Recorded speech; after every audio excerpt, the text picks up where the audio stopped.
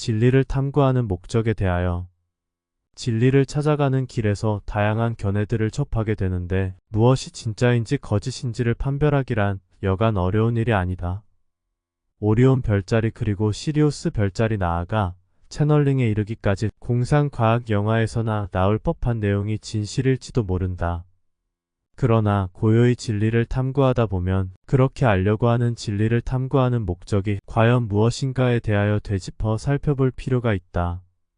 변하지 않고 흔들림 없을 것 같은 불성에서 나와서 미세한 마음이 의심을 일으키는 이유가 무엇이었던가? 즉, 고요와 평안한 불성을 마다하고 진리를 탐구하게 된 목적이 무엇인가? 윤회와 인과에 자신이 꼼짝없이 얽혀있다는 점이다.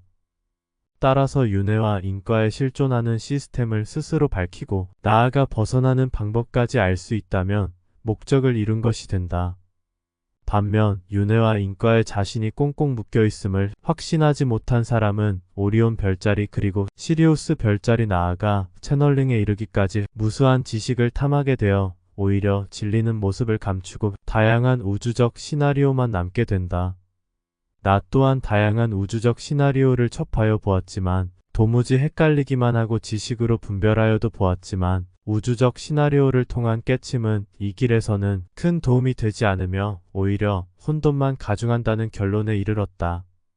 나중에 무료해지면 지식 충족을 위하여 미스터리나 우주적 시나리오도 둘러보고 참고하는 정도면 될 것 같다. 지금은 이런 불확정성의 시간을 허비하면 안 된다.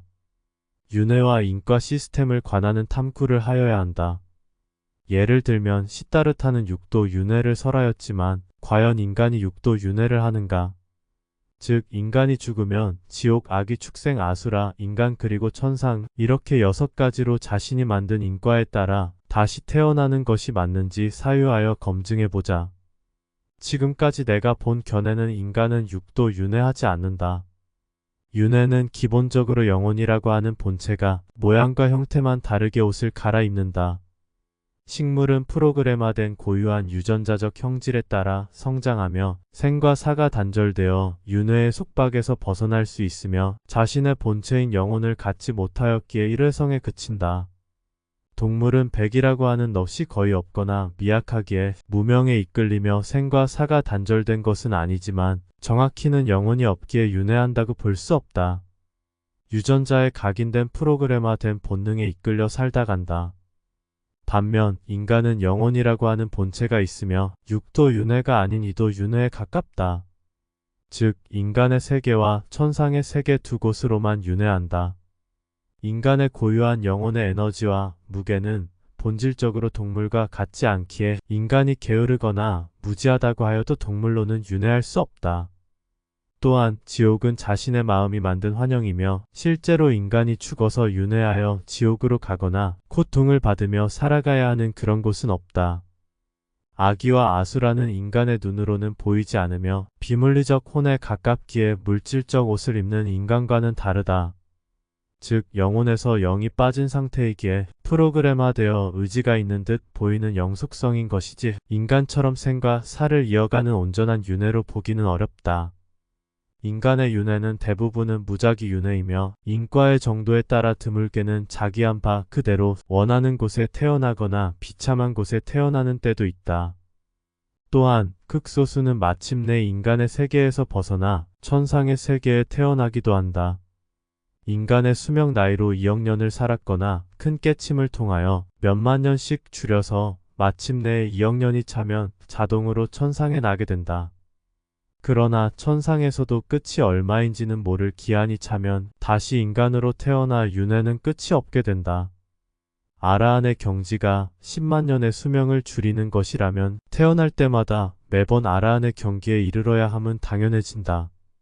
이 방법이 일단 인간으로의 윤회 횟수를 줄이는 유일한 방법에 가깝다.